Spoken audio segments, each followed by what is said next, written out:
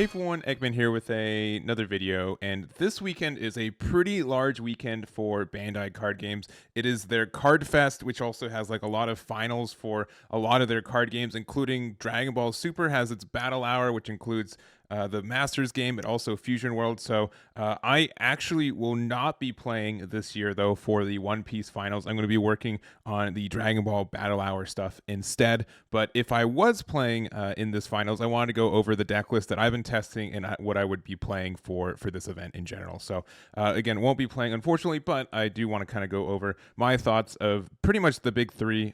These are the three decks that exist more or less right now, at least the three most popular leaders. There are other leaders that are viable and playable, but I think if you ask anyone in the game, you'd say that the three decks that exist primarily in this meta are Sakazuki, Monkey D. Luffy, and Enel as well. So I just have my own takes of the decks and just not only my deck list, but just my thoughts going into, again, the largest event for the season here in North America. So we're going to start off with Enel, which is honestly my preferred deck in this format right now. It's a deck that I've done a lot of play testing with on my live streams and just doing a lot of particular one-ofs and choices for it. So this is the build. I honestly, like this specifically, if I was playing in the event, is the deck that I would be playing card for card, unless someone like convinced me anything last minute, or I found space for a second copy of El Thor, because that's probably one of my favorite cards in this deck right now. But yeah, at one's fine. Sometimes two feels like too many, but I would wish I could find, if I could run 51 cards, I would do that with El Thor just to add that there. But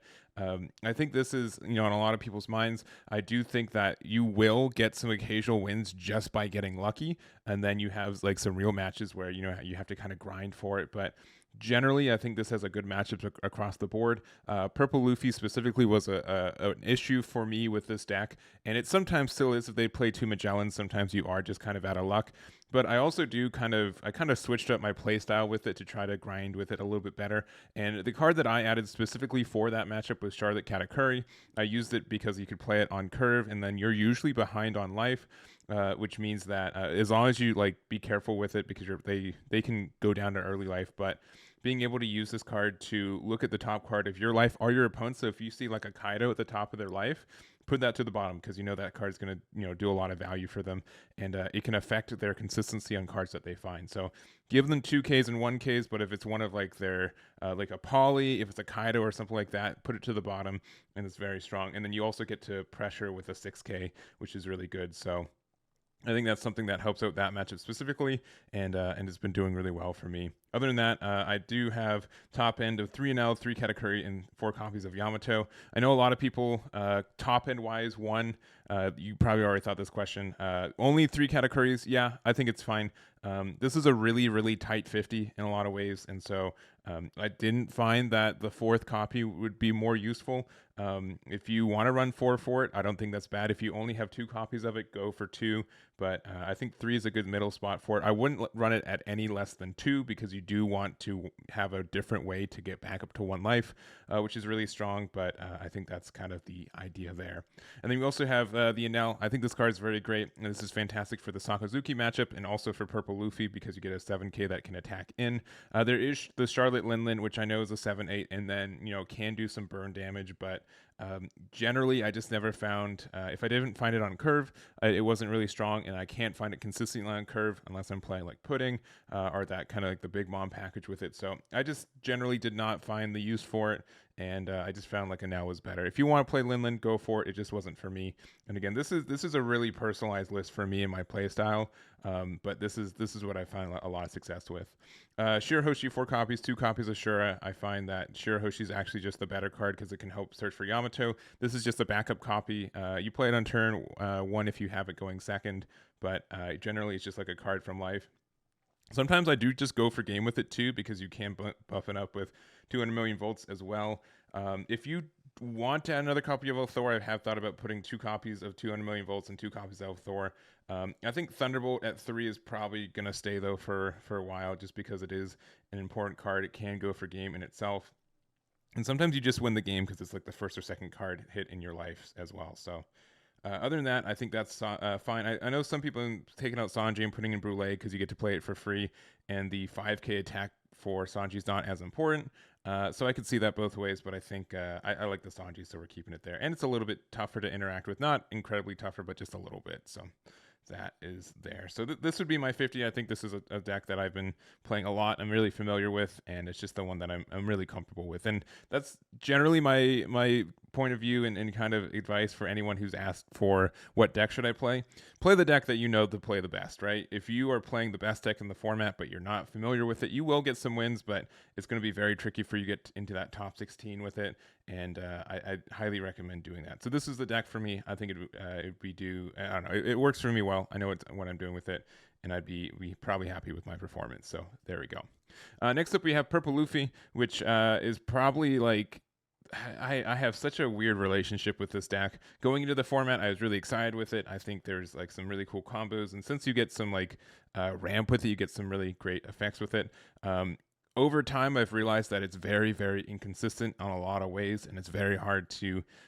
Sometimes, like literally, you don't get to play the game because you don't find your pieces. But conversely, sometimes your opponent doesn't get to play the game because you see your pieces on curve too. So I don't know. It's a weird deck in a lot of ways. It's a little bit more aggressive leaning. It's a little bit more like a glass cannon too, because you know you do take cards from your own life to go for it.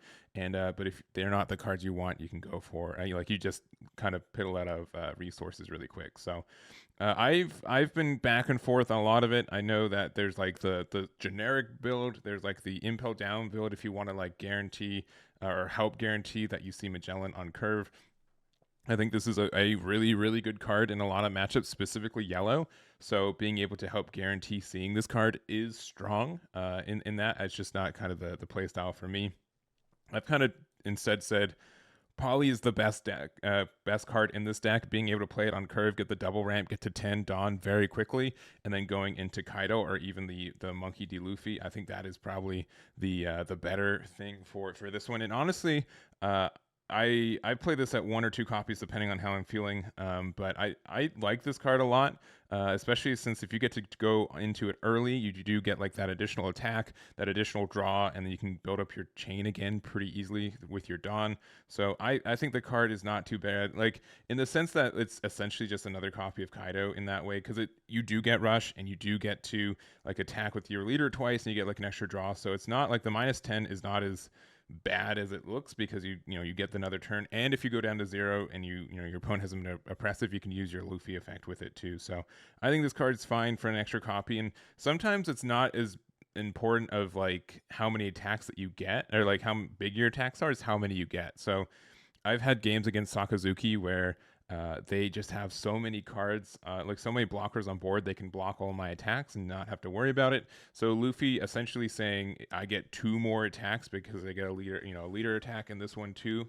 On the next turn, I think that's powerful in its own way. So I like the card at 1 or 2 copies. It can be important, and if you get it out really early, sometimes your opponent really can't do anything with it. But yeah, the big thing though is just Poly Water 7 is kind of how I put the build. So that's why you're playing Kokoro. This search is actually a good amount of cards that are helpful for the deck.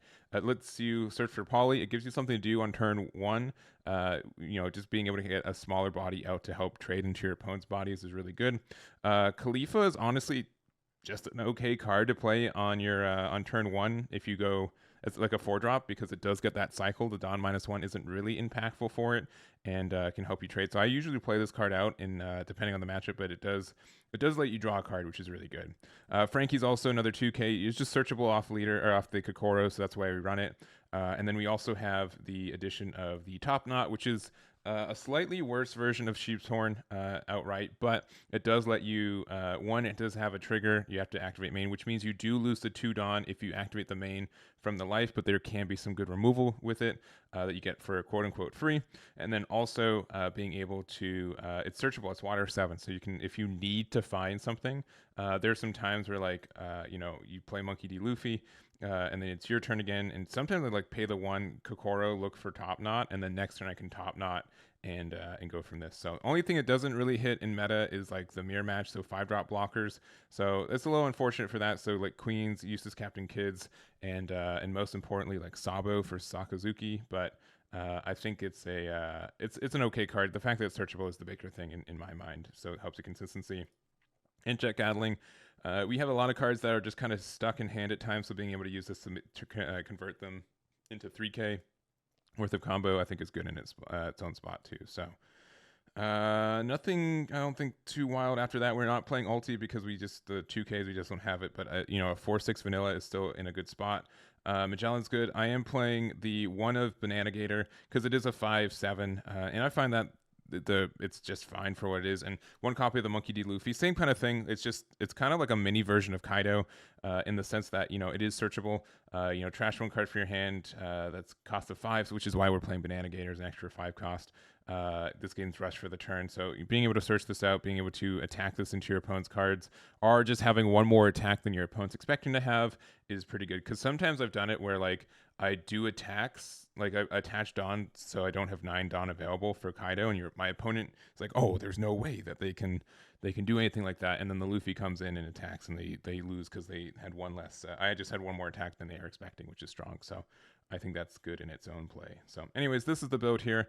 I would probably never ever be super confident in ratios for this, but I have enjoyed the Water 7 and the semblance of just what kind of what consistency I get. Again, Poly being able to go from 5 Dawn to 8 Dawn to 10 on the next turn is super good, especially since we have such good top end in Kaido and Luffy, that it is generally worth it. I feel like this is the better card that we want to find. Magellan is cheesier in some matchups, but I think Poly's just the better card in general. So that's my thought. That's why we're playing Kokoro, and that's why we're playing the deck like this. So there we go there. And then lastly, Sakazuki. And this, I don't know. Do people need to know what this deck looks like anymore? I don't know. This is literally the build that like the most recent version of this build I've seen is Cameron Varden's first place finish from the PPG pre-nationals case tournament that they had. But like this could, I think I've verbatim seen this deck by others, like with the exact ratios. It's really hard to attribute Sakazuki decks to players because a lot of them are looking very similar, if not identical.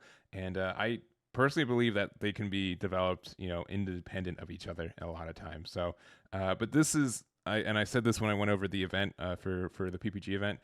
This is a very generic looking build because it's like this is probably one of the safer builds that I've seen, but there's a reason. Like this is incredibly good. It has a lot of good options. It has the good cards for it, and this is probably the generic standpoint for what the deck kind of looks like with the okay cards, right? As long as you're playing like the 10 drop Kaido, which I think is more or less the overused version, or like the more standard version of the 10 drops. There are some ratio changes, there are some different cards you can add for it, but at the end of the day, this is a build that I found is just the most consistent. It has pretty much all the cards that you need for it. We have like 2 copies of the 3-drop Hina if you go first, 3 copies of Borsalino as your blocker, some Sabos, 7-drop Borso, 10-drop Kaido, the 2-4-4 split of our events, that's pretty common, 2 copies of Kuzan for that extra value, and your Rebecca's and Rob Lucci. So honestly, this is a very strong build. I think Sakazuki builds are pretty personalized at this point too,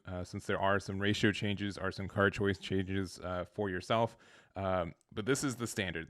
I don't think any of these cards are, your opponent will probably be thinking you're playing any of these cards at any given time. So if this is like a reverse recommendation that this is what my opponents are probably playing around or expecting, if you're playing cards that are not in this deck list, you will probably have a bit of an edge, and there will be your opponent will probably be a little bit at least caught off guard by none of cards that are not in this build currently. So I don't know if that is helpful at all, but I think this is the just generic. In general, I don't think I'd play Sakazuki. I generally don't like playing the best deck in the format, and mostly because my mentality or my philosophy is that I'm never the best player in the room, which means that I can't, if there's a better player than me on the same deck, I'm just going to lose that all the time, right? So I would rather play the deck that lets me play a little bit differently, or pretty much like make my opponent make mistakes, which is essentially what Enel lets me do.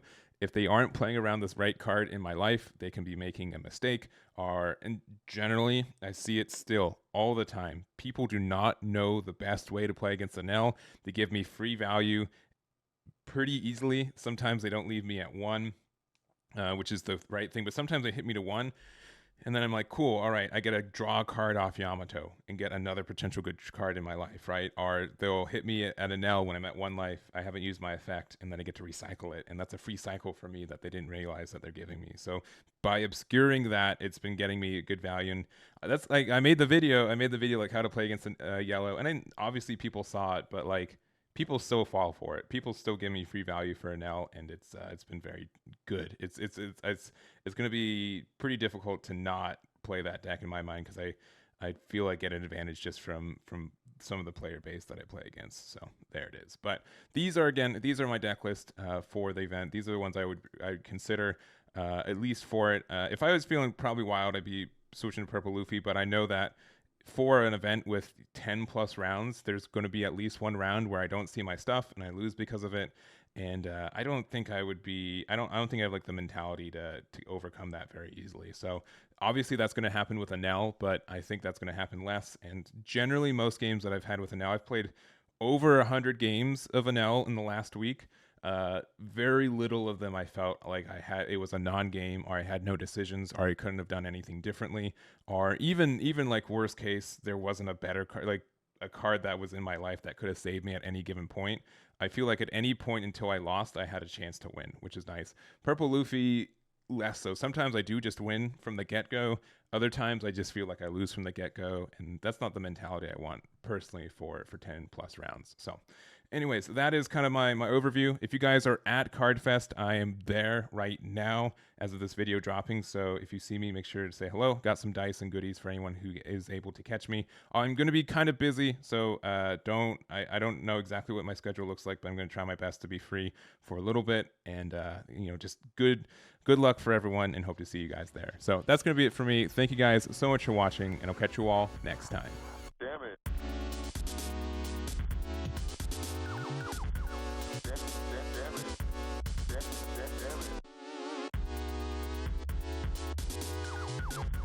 it.